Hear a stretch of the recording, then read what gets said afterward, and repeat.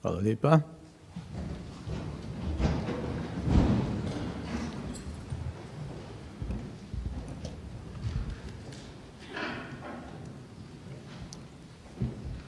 Spoštovane dame, spoštovani gospodje, ugledni gostje.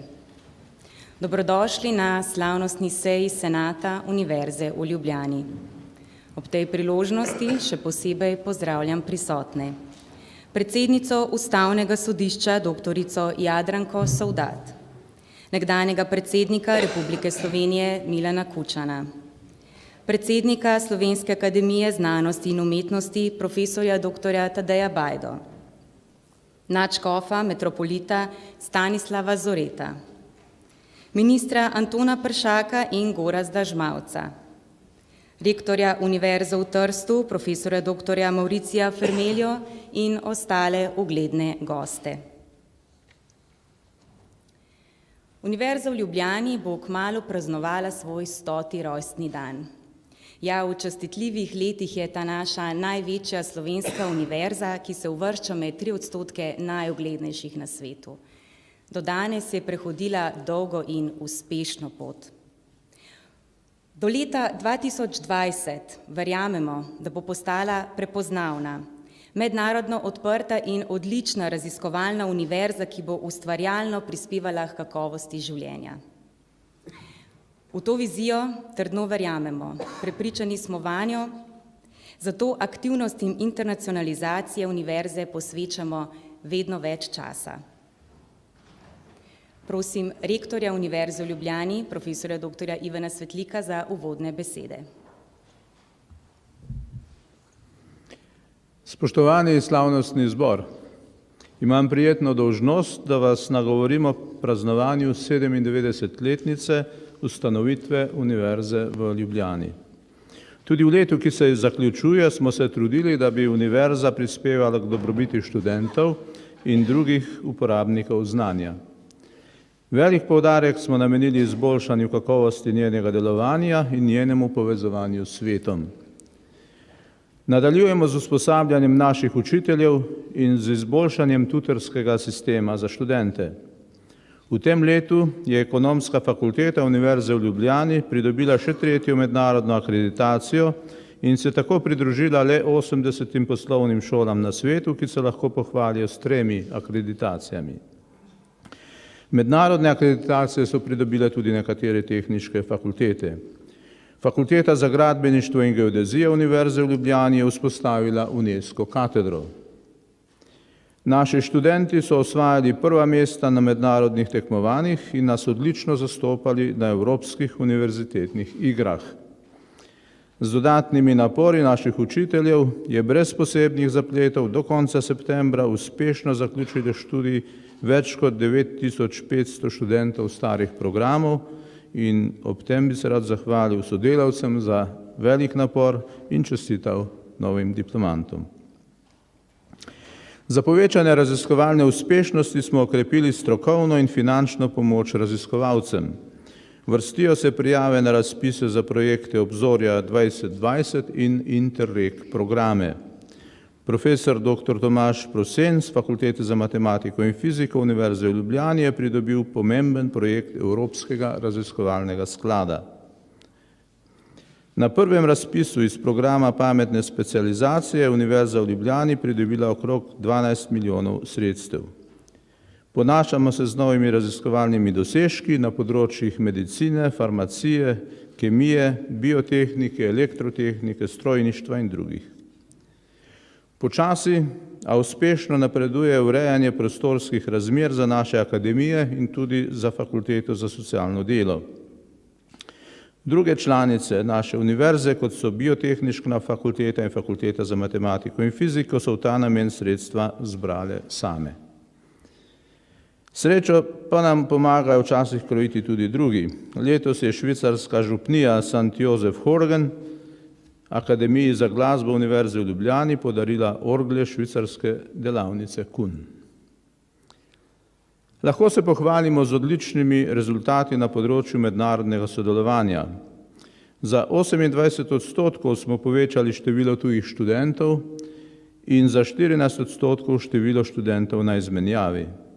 Izboljšali smo ponudbo programov in predmetov za tuje študente. Med drugim smo uvedli pripravljalni modul, ki tujim študentom omogoča učenje slovenskega jezika in vključitev v študij skupaj z domačimi študenti. Vzpostavili smo mrežo partnerskih univerz v Aziji, Evropi in soseščini. Z njimi bomo v prihodnje dolgoročno in poglobljeno sodelovali. Navedeni uspehi imajo žal tudi grenak priokus. Skoraj vse naše partnerske univerze, tako v Aziji kot v Evropi, razpolagajo z dvakrat in tudi večkrat večjim zneskom sredstev na študenta v primerjavi z našo univerzo. Sredstvi, ki so praviloma tudi pri teh univerzah javna, tudi veliko bolj prosto razpolagajo. Ob tako velikih razlikah je sodelovanje z njimi že v izhodišču ogroženo.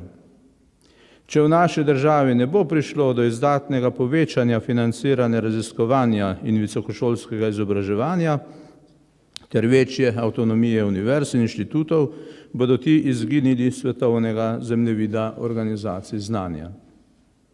Posledice v smislu omejenega razvojnega potenciala bosta čutila tako gospodarstvo kot celotna družba. Nedavno sprejeta novela zakona o visokem šolstvu je korak v pravi smeri, toda premajhen za potreben razvoj tega pomembnega področja. Spoštovani, na Univerzi v Ljubljani si bomo tudi v prihodnjem letu po najboljših močeh prizadevali izpolnjevati naše poslanstvo, ki ima središče v kakovostnem raziskovanju in izobraževanju ter prenosu znanja v okolje. Hkrati se bomo borili za izboljšanje razmer, v katerih delujemo na univerzi.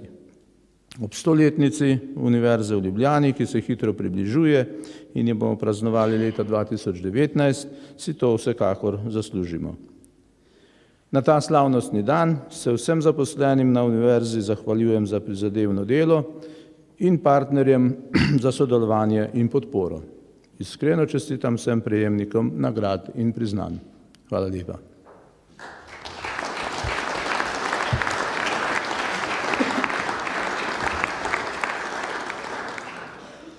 Rektor, najlepša hvala.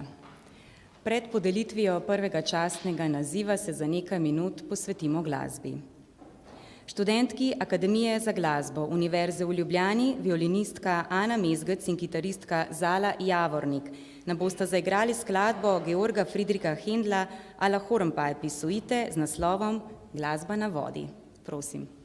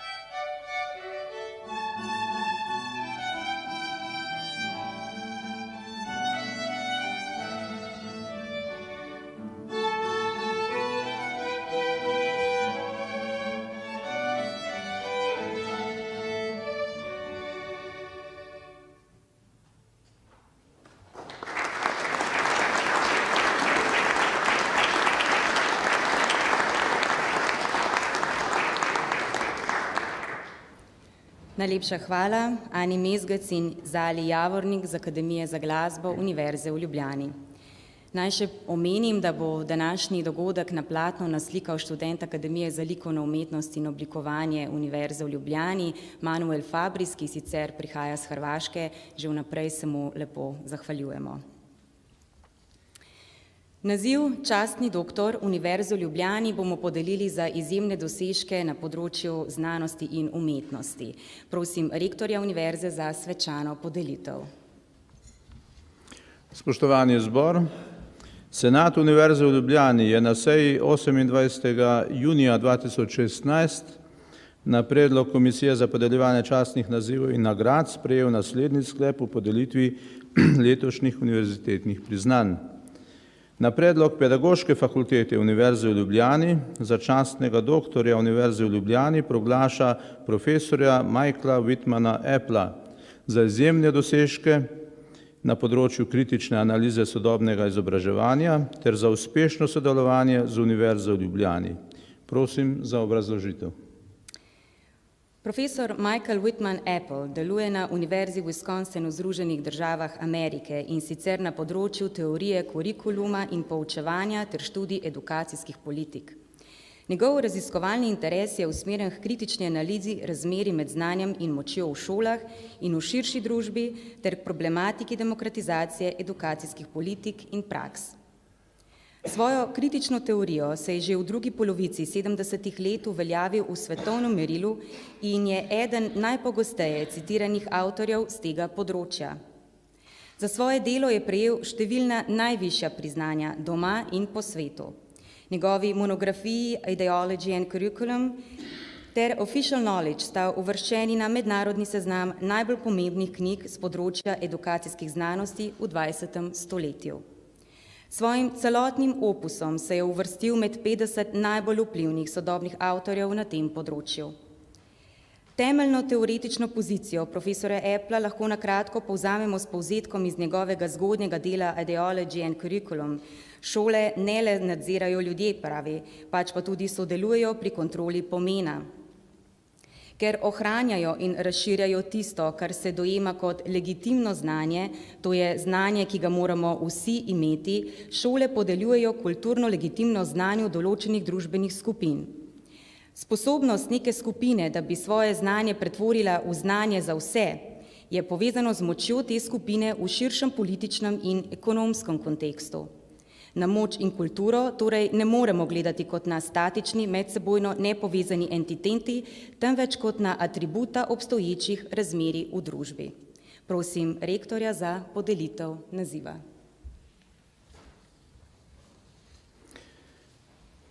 Quam obrem spectatissime domine Michael Whitman Apple, declarote honoris causa doctorem Universitatis Labacensis.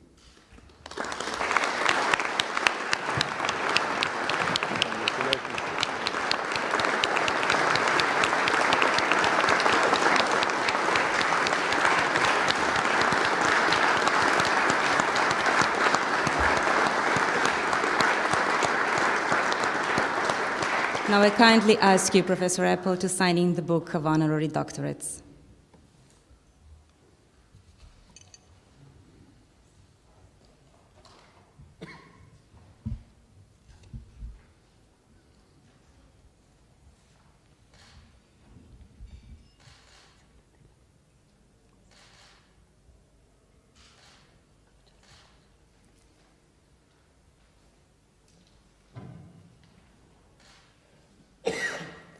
Professor Apple is today's honorary speaker, therefore I kindly ask him to the podium.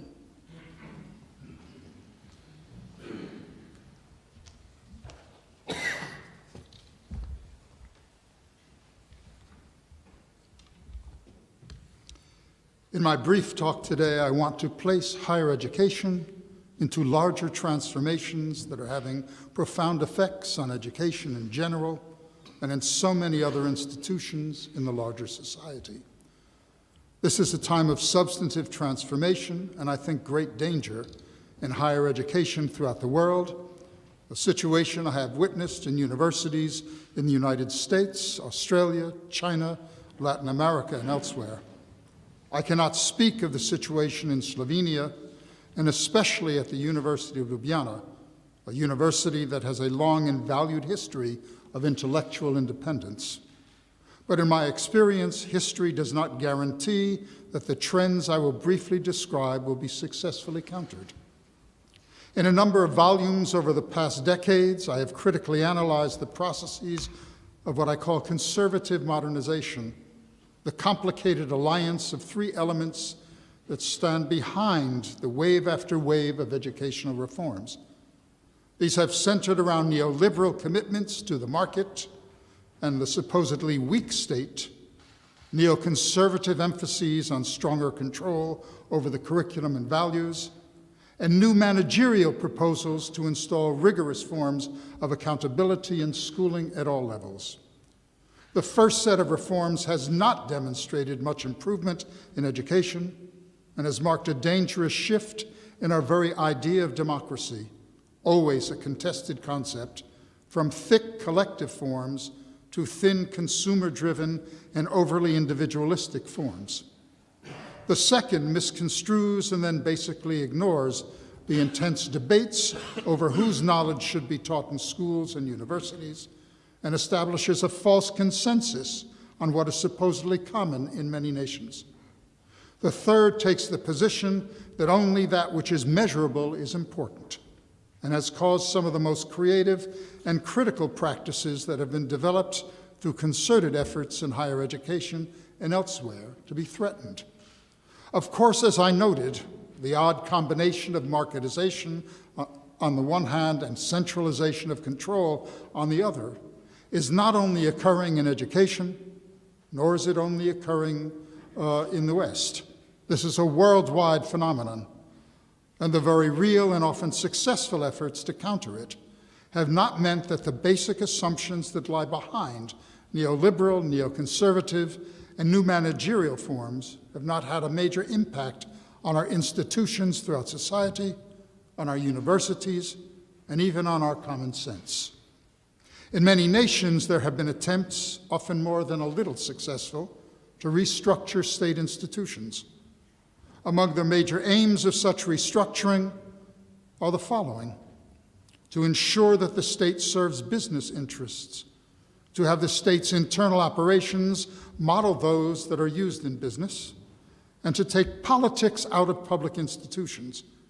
That is, to reduce the possibility that government institutions would be subject to political pressure from the electorate, especially, and from progressive social movements.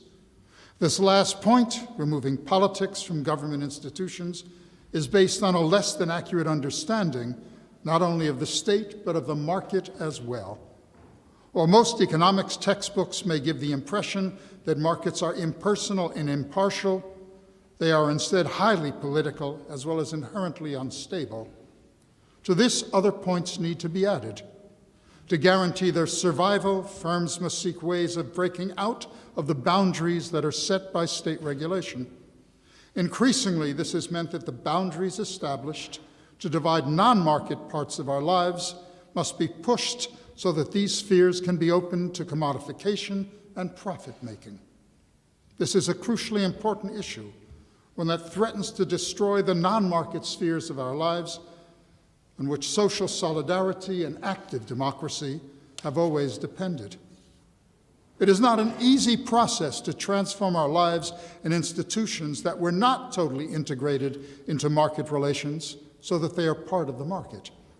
As I have shown in an entire series of analyses, conservative modernizing forces have been very creative in engaging in a social pedagogic project that is changing our common sense assumptions about the ends and means of our institutions, about what is considered to be socially important knowledge, and about what is considered to be a good university. As we know, under these kinds of pressures, standardized and competitive labor processes begin to dominate the lives of the newly marketized educational workers. But this is not all. A good deal of labor is shifted to the consumer. She or he now must do much of the work of getting information, sorting through the advertising and claims, and making sense of what is often a thoroughly confusing welter of data and products. In the process as well, there is a very strong tendency for needs and values that were originally generated out of collective deliberation, struggles, and compromises, and which led to the creation of state services to be marginalized and ultimately simply abandoned. One thing has become increasingly clear. Market-driven politics can and do lead to a remarkably rapid erosion of democratically determined collective values and institutions. The effects of this on education are increasingly visible. These arguments may seem abstract, but they speak to significant and concrete changes in our daily lives in and out of education. For more than 2 decades, we have witnessed coordinated and determined efforts not only to reconstruct a liberal market economy, but a liberal market society and culture. This distinction is important. In Habermas's words, the attempt is to have system totally colonize the life world. As many aspects of our lives as possible, including the state and civil society, must be merged into the economy and economic logics. Although there will always be counter-hegemonic tendencies in universities and other major institutions, our daily interactions and even our dreams and desires must ultimately be governed by market realities and relations. In this scenario, and it's increasingly not only a scenario, but a reality, a society and culture is not to be based on trust and shared values. Rather, as Colin Lays puts it, all aspects of that society are to be grounded in and face the most extreme possible exposure to market forces with internal markets, profit centers, audits, and bottom lines penetrating the whole life from hospitals to even playgroups with children. As Margaret Thatcher once famously put it, the task is not to just change the economy, but to change our very souls. A higher education worthy of its name, of the name education, must resist such transformations. In a talk as brief of this, I have had to speak in very broad terms. Furthermore, I cannot say much about what can or should be done to counter these worrisome movements. What I can do in my concluding comments is to suggest some ethical and political principles that should guide us here. Here I am guided by the work of Michael Roskin in his very thoughtful essay on the neoliberal university and its alternatives. So I have 5 points I wish to make in conclusion. 1, higher education should be valued primarily as a public good, not a private good. It should be an entitlement of all citizens, and it should be funded fully by the democratic state. Higher education, and indeed all education, should be seen as an intergenerational gift. It is a resource provided by an older generation for the benefit of the collective children of the future generation. Third, the knowledge, resources, and skills developed in higher education should be seen as being held as a public trust. They belong to everyone, since they have already been paid for by the labor of men and women who formed this society. This embodies a key principle. In a democratic society, knowledge and the tools of acquiring and producing it should be as widely shared and available as possible. Fourth, we cannot accept what is in many ways an epistemological war on crucial forms of knowing. If we are to be appropriately critical of the increasingly neoliberal understandings of quality, evidence, and other key concepts, these need to be broadened and democratized fully. And fifth, all of this requires a relearning and renewal of a long history of the crucial discussions about the means and ends of higher education and the role of these institutions in the making and remaking of a good society. This, too, will require that these discussions and debates be democratized with the fullest possible participation of everyone, including those who are now marginalized in all of our societies. Now, of course, dealing with these issues will not be easy, and each of these will require a long-term commitment. But here we can be guided by Raymond Williams' powerful phrase that all of this is part of a long revolution. We are part of a never-ending process of building a society and a set of educational institutions that embody a commitment to critical democracy and an informed citizenry that can continue to build and defend it. Thank you.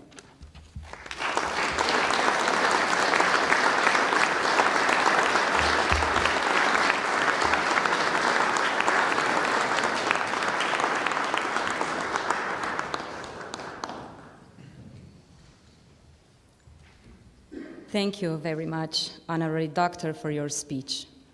Podelili bomo še en naziv častni doktor Univerze v Ljubljani. Rektor, koga je za ta naziv še imenoval Senat Univerze v Ljubljani? Senat Univerze v Ljubljani je na seji 28. junija 2016 na predlog Komisije za podeljevanje častnih nazivov in nagrad sprejel tudi naslednji sklep. Na predlog Ekonomske fakultete Univerze v Ljubljani se za častnega doktorja Univerze v Ljubljani proglaša profesor dr. William Lazonik. Za izjemne dosežke na področju analize sodobnega kapitalizma, financializacije korporacij in razvoja teorije inovativnega podjetja ter za uspešno sodelovanje z Univerzo v Ljubljani. Prosim za utemeljitev predloga. William Lazonik je profesor ekonomije na Univerzi Massachusetts Lowell in gostujoči profesor na Univerzi v Ljubljani od leta 2010. Je tudi izredni profesor na inštitutu Main Telekom v Parizu in znanstveni sodelavec Univerze v Londonu. Bil je profesor ekonomije na Univerzi v Tokiu, Univerzi Columbia in na Univerzi Harvard. Je avtor ali urednik 15 knjig, trenutno zaključuje knjigo Teorija inovativnega podjetja. Prejel je števila akademska priznanja, med njimi leta 2014 nagrado McKinsey, ki jo podeljuje Harvard Business Review za izjemen članek v istoimenski reviji. Prejel je tudi nagrado Henrietta Larson za najboljši članek v Business History Review leta 2011, nagrado Schumpeter leta 2010 za knjigo Sustainable Prosperity in the New Economy in naziv častni doktor filozofije na Univerzi Uppsala leta 1991. V poznih 80. letih je bil prvi kritik ideologije vrednosti za delničarje. Njegova analiza sodobnega ameriškega gospodarstva v nagrajenem članku Harvard Business Review z naslovom Profits Without Prosperity je bila navedena v več kot 200 časopisnih člankih in ustvarila javno politično razpravo.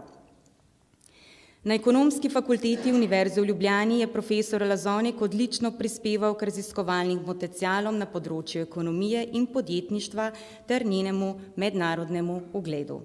Rektor, prosim za podelitev naziva. Quam obrem spectatissime signore William Lazonik declarote honoris causa doctorem Universitatis Labacensis.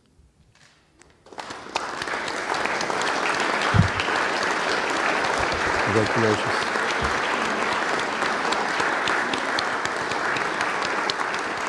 Professor, please sign in the Book of Honorary Doctorates. Thank you.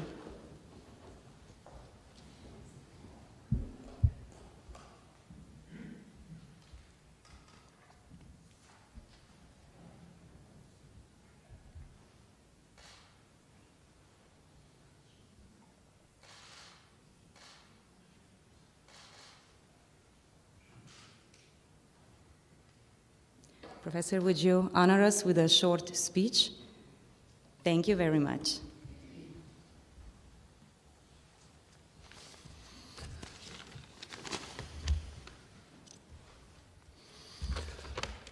I thank the University of Ljubljana for the distinction that is being bestowed upon me, or now has been bestowed upon me. At the University of Ljubljana, I have enjoyed wonderful and fruitful collaborations with Professor Thea Petrin and many talented colleagues over a number of years.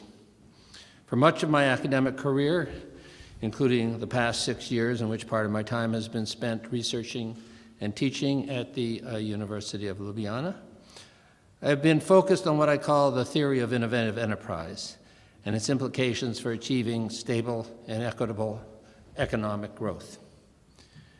In the context of the United States of America, where I've made my home since 1970, I'm originally from Canada, and which has been the focus of much of my research, I've shown how over the past 3 decades or so, major business enterprises have been transformed from innovation or value creation to financialization or value extraction.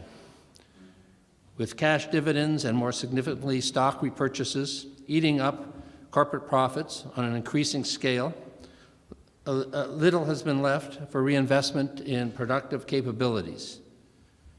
In fact, we have witnessed what can only be called now the looting of the industrial corporation in the United States. Most of the economy's income has flowed to the very richest households, while for most Americans, wages have stagnated and employment has become increasingly insecure.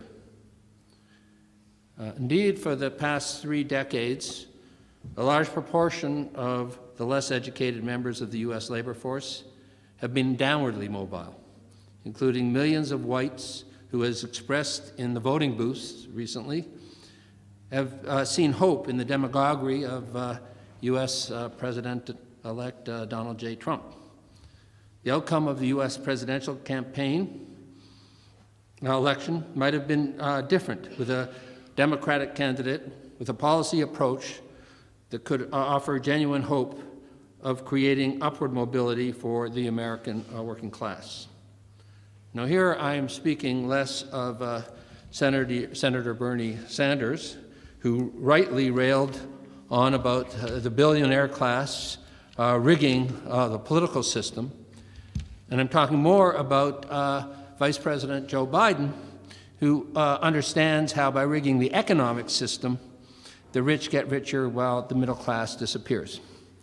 And you can see an opinion piece that he wrote in Wall Street Journal on September 27, 2016, which is called How Short-Termism Saps the Economy, in which he draws heavily on my research.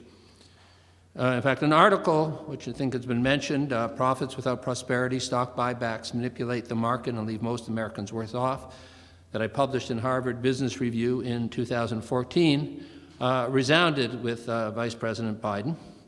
And on September 22nd, 2015, just over a year ago, when he was still contemplating entry into the contest for the Democratic presidential nomination, he invited me, along with 9 other economists, to a meeting at the White House to discuss, this is a quote from the invitation, policies aimed at bolstering the nation's middle class while simultaneously encouraging economic growth, unquote.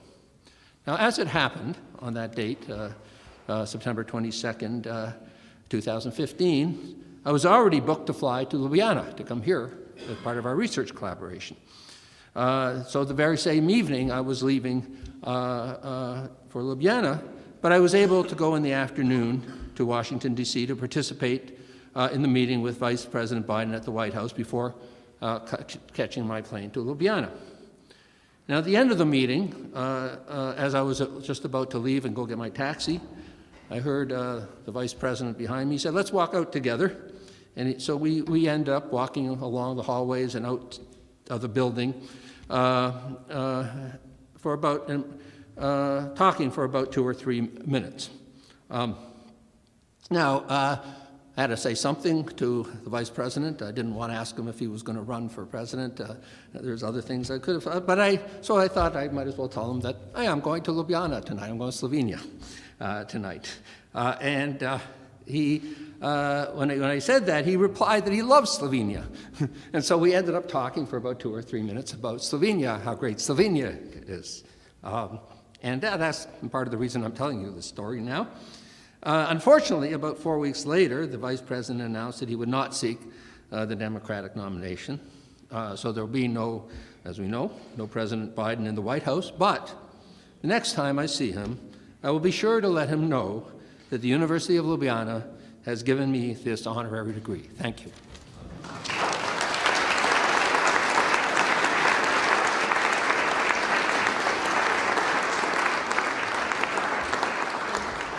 Thank you very much, Professor Lazanik. Nadaljujemo s podelitvijo plaket Pro Universitate Labacenzi. Podeljujemo jih fizičnim in pravnim osebam, ki so s svojimi sredstvi ali delom pomembno prispevali k razvoju materialnih možnosti univerze ali k usposabljanju njenih sodelavcev. Prosim rektorja, da podeli plakete. Na predlog Akademije za glasbo Univerze v Ljubljani plaketo Pro Universitate Labacenzi podeljujemo Simfoničnemu orkestru RTV Slovenija.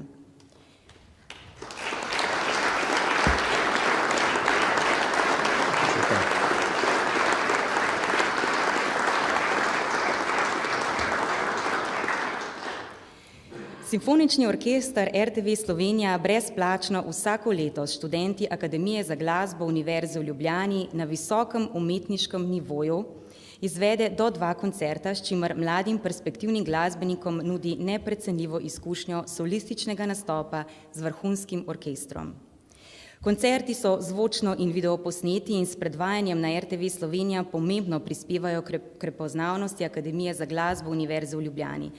Tovrstno sodelovanje Akademiji za glasbo predstavlja prednost pred sorodnimi tujimi izobraževalnimi institucijami, saj gre za bolj kot ne edinstveno prakso v evropskem prostoru. Hvala, gospa Maja Kojc, umetniška vodja Simfoničnega orkestra RTV Slovenija, ki je prevzela plaketo.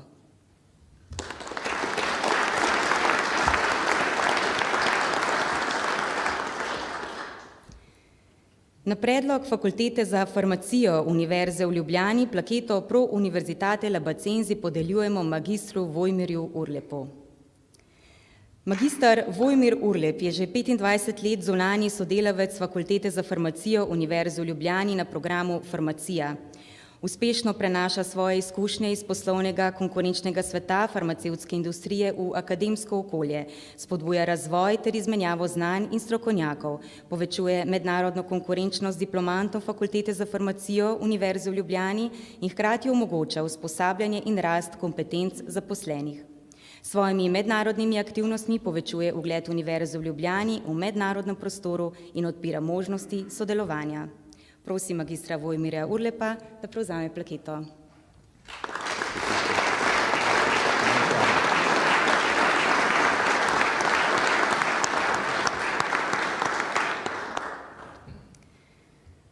Na predlog Fakultete za strojništvo Univerze v Ljubljani plaketo Pro Universitate Labacenzi podeljujemo profesorju dr. Matiji Tuma in profesorici dr. Jeleni Vojvodič Tuma.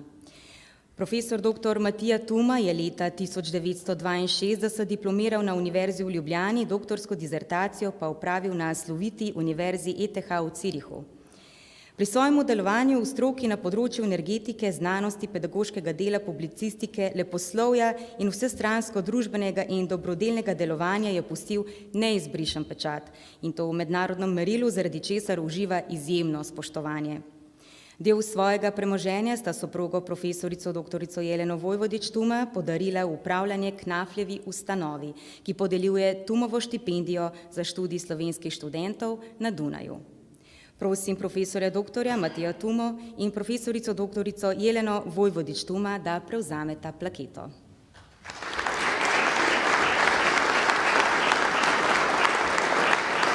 Hvala lepa vam.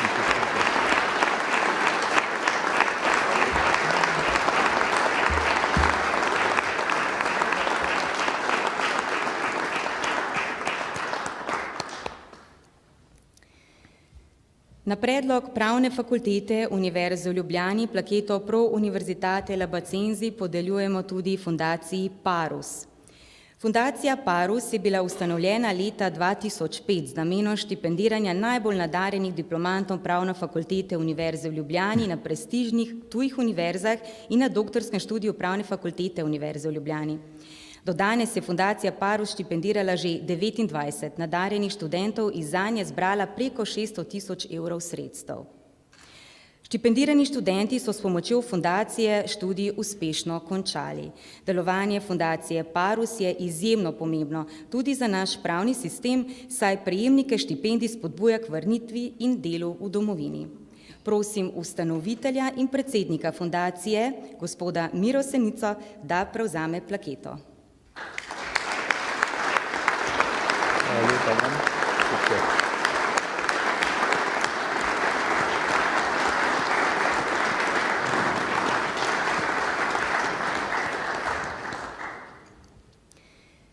Preden preidemo na podelitev naslednjih plaket, to so zlate plakete, prisluhnimo študentoma Akademije za glasbo Univerze v Ljubljani, harmonikarjema Andražu Frecetu in Nejcu Grmu. Zaigrala nam bosta Allegro iz koncerta za čembalo v A-duru Johana Sebastiana Bacha.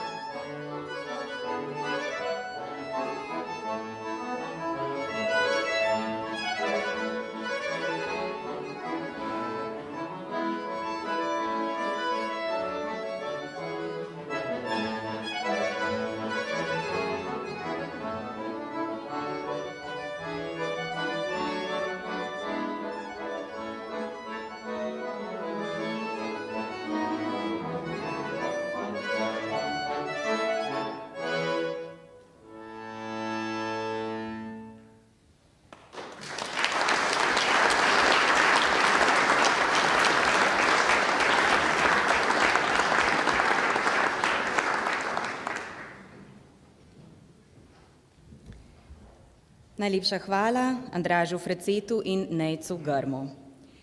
Na Univerzi v Ljubljani zlate plakete podeljujemo posameznikom za izjemne zasluge pri razvijanju znanstvenega, pedagoškega ali umetniškega ustvarjanja in seveda za krepitev ugleda Univerze v Ljubljani. To častno priznanje letos prejmejo profesor Zoran Markovič z Akademije za glasbo Univerze v Ljubljani.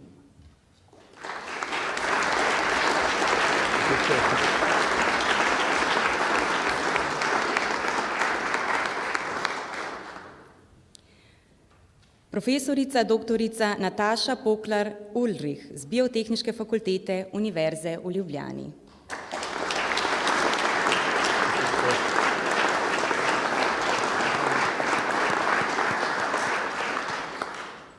Profesor dr. Mojmir Mrak z Ekonomske fakultete Univerze v Ljubljani.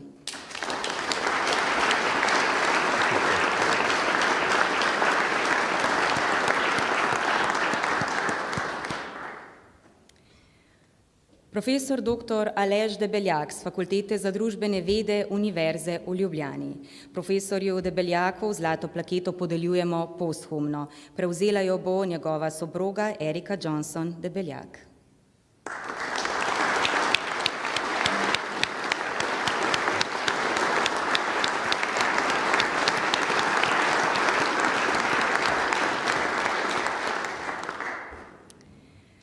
Zlato plaketo prejme tudi profesor dr. Igor Škarjan z Fakultete za elektrotehniko Univerze v Ljubljani.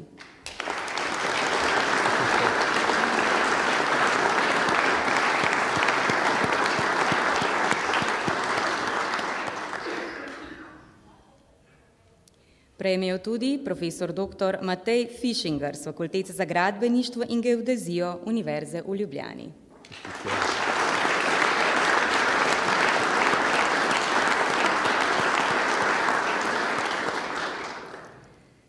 Zlato plaketo prejme profesor dr. Andrej Bauer z Fakultete za matematiko in fiziko Univerze v Ljubljani.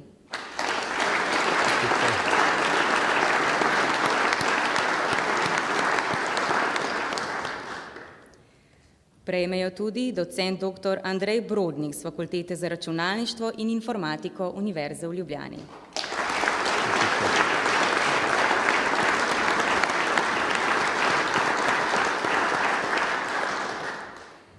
Profesor dr. Janez Grum z Fakultete za strojništvo Univerze v Ljubljani.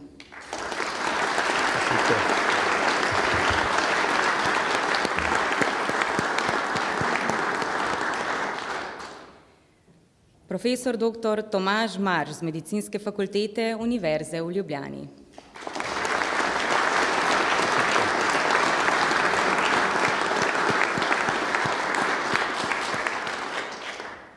Zlato plaketo pa prejme tudi akademik profesor dr. Leopold Marjan Pavčnik z Pravne fakultete Univerze v Ljubljani.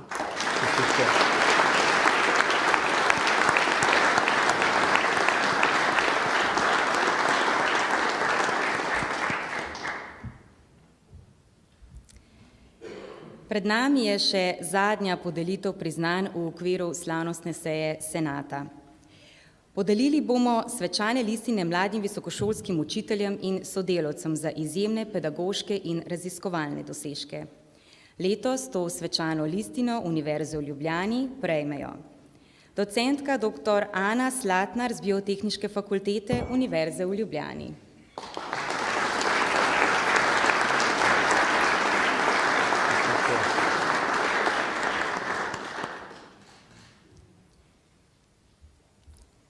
Docent dr. Andraž Petrovčič z Fakultete za družbene vede Univerze v Ljubljani.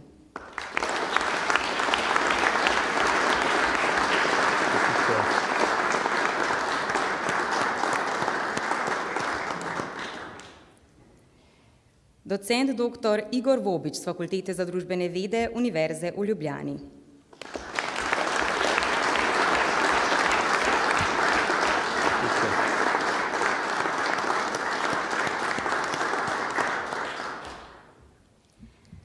Docent dr. Grega Jaku z Fakultete za elektrotehniko Univerze v Ljubljani.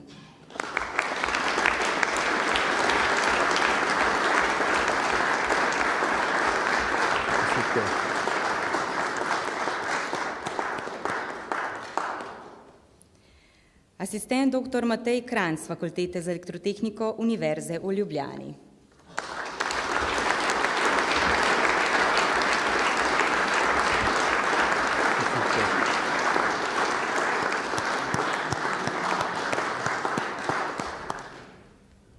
Docent dr. Benjamin Lipovšek z Fakultete za elektrotehniko Univerze v Ljubljani.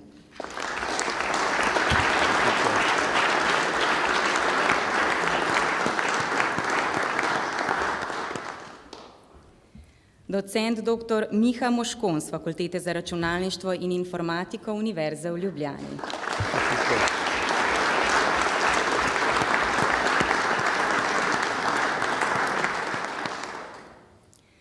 Profesor dr. Franci Pušavec z Fakultete za strojništvo Univerze v Ljubljani.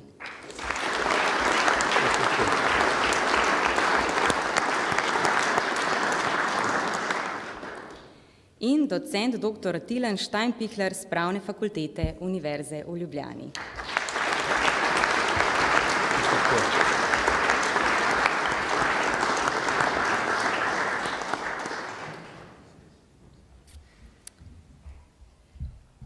Cenjeni gostje, cenjeni prejemniki častnih nazivov in priznanj.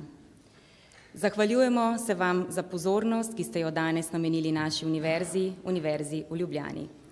Ostanite še malo z nami, strnimo vtise o današnjem dogodku na skupnem druženju v sosednjem prostoru, kamor vas zdaj prav lepo vabim. Želim vam lep dan še naprej in hvala lepa.